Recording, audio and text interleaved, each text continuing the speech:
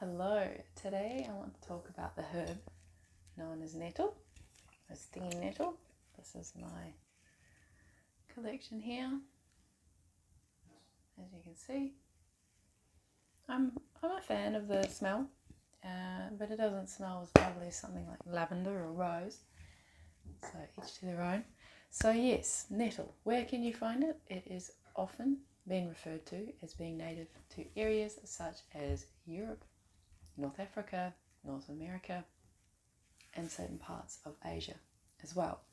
It's often called stinging nettle as well, because it can create a stinging effect when the human touches this fresh on the skin. However, in this form, there's no stinging sensation felt. So yes, this is in a dried form. You can obviously obtain it fresh. You may be able to get it extracted. My favourite way to consume nettle is to boil the water, take it off the boil, wait a minute, then put the leaves in, allow them to sit for at least 10 minutes, and then drink it as a tea. And because it's a leaf, not a root, I would not boil the leaf in with the water. I would wait for the water to stop boiling to then place it in. If it was a root of a herb, that's when you usually boil it, because it will extract the goodness out of the root into the water. Whereas often when you're making tea out of a leaf of a plant, when you boil the leaf, it actually destroys a lot of the goodness. I'm sure there's a much more scientific term than goodness that can be expressed. However, moving on. So, good thing to note, I'm not a medical practitioner. I'm not saying that this will cure anything. I'm saying that it may assist with certain things. Obviously, you may want to do an allergy test if you've never consumed a herb before. Extra cautionary if you are pregnant and or breastfeeding. And there's obviously certain medications that you may not wish to introduce other herbs with. I'm pretty sure if you're on medication to do with the blood, you may need to be cautionary when working with stinging nettle, because it can affect the blood. And if you're already on blood thinning medication and then you add more blood thinning constitutions to your diet, then yes, your blood could become a little too thin. And I guess the whole point of sharing things about these herbs, and for many of us to get back into herbology and many of the practices of working with plants, as you're aware, obviously a lot of our medications, they do derive, or they had derived at some point, from whole plants. And when we can get back into the knowledge and the wisdom of the plants again, we may find that we won't need to use medication or as much of it, and with the use of the whole form of the plant. I'm not saying this is a must and a be all, and that, like I said, I'm not a medical practitioner, but there is science to suggest that. And then obviously with other lifestyle changes, it means people can be introducing plants into their life as a form of medication, as a form of medicine, along with other practices that can help create the change that's required for the body to be no longer in such disease. One may find they no longer need those medications, the pharmaceutical medications, and that also means that then they're not experiencing as many side effects. Anyway, we won't go too far into that. So, as I said, where you can find it in its native form, obviously if it's not local to your area and you don't wish to be importing it in, don't have to, you may find that there's another plant in your area that may have similar effects. Now, so the kind of things that people may use nettle for, I'm going to go through them now. And in regards to the vitamins that this plant can be quite high in, is things like A, K, and many of the B vitamins.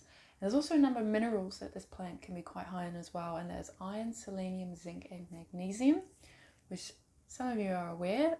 Those are minerals that many people find that they are quite deficient in, considering the amount of food and the access we have to food compared to, I guess, some other peoples and nations in the world.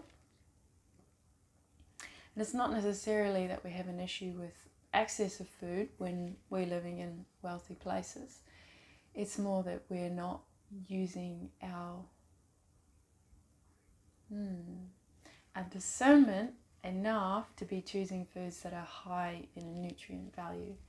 And yes, so we won't go into that. Anyway, so the main purposes of me sharing this is to let you know of some of the things that this herb can help with. One of them that people will use it for is detoxifying. Again, like I said, it works quite well with the blood. The blood is very much something in the body that needs cleansing in certain ways. I won't go too far into that, and you can do your own research and obviously go see people that are experts in working with these herbs as well if you're looking to detoxify the body. It can be quite good for women that are experiencing premenstrual symptoms. It can be quite good at preventing kidney stones. It has quite anti-inflammatory effects. It can also ease a lot of respiratory issues as well. Quite good at lowering blood pressure. Again, like I was saying before, having to be careful if you're already on blood pressure medication or blood thinning medication. So yeah, when introducing these plants in that your body has been striving for, yes. Look, I keep going back to this and I'm not sure why. Yes. So it can also control blood sugar levels. Again, really good if you're pre-diabetic or maybe diabetic, but again, you'll need to consult someone to, if you're wanting to get off your medication, you have to be with an expert that really knows what they're doing in regards to getting you away from particular medications and onto more natural forms of health. Again, it can be quite good for skin care and hair care. It can be quite good for bacterial infections, quite good for joint pain as well. Now moving on to some more other interesting information about nettle. In the science or philosophy of astrology, they often associate the plant nettle with the planet Mars and the element of fire. But in Ayurvedic medicine, they constitute it more with bitterness, saltiness, coldness, and dryness. If you're practiced in Ayurvedic medicine, you will understand what I'm sharing with that. And if you're new to it as well, then that's a whole interesting area that you can work with. And obviously, one of the great things about nettle and what it has done for certain cultures, certain peoples around the world, is that it was able to provide a really good fibre to make clothes out of for quite a number of years. I don't see a lot of clothes made out of the fibre of nettle anymore, unless it's called something else and it goes through a really strenuous process that it becomes a really sort of synthetic material. So if you're aware of any of that information, please leave that in the comment section down below. I'd love to know if nettle is still part of our clothing or not in our modern day. And also would be lovely to know if there's anyone out there that sells or makes clothes with this fibre. So you can leave links to that as well. Be lovely to see. Now you'll also find some interesting stories about stinging nettle in certain literature and certain cultures as well, and how they would sometimes actually use the fresh plant and put it on their body, almost like lashing it on the body. And obviously it brings up a stinging sensation and enlivens the blood flow, and it has a lot of effect on the body. So obviously consuming it internally, there's not really any pain or discomfort usually experienced, but when it's applied externally from the fresh plant onto the skin, it will provide usually some uncomfortability. And there's been certain times where people have used that for all sorts of health reasons, but there's also stories of well, why not? Let's go into the story of war and how some peoples would prepare themselves for such challenges by doing this practice to get the adrenaline going, the blood flowing. course, I'm not recommending anything to do with warlike practices. That doesn't align with who I am right here now in this life, in this body.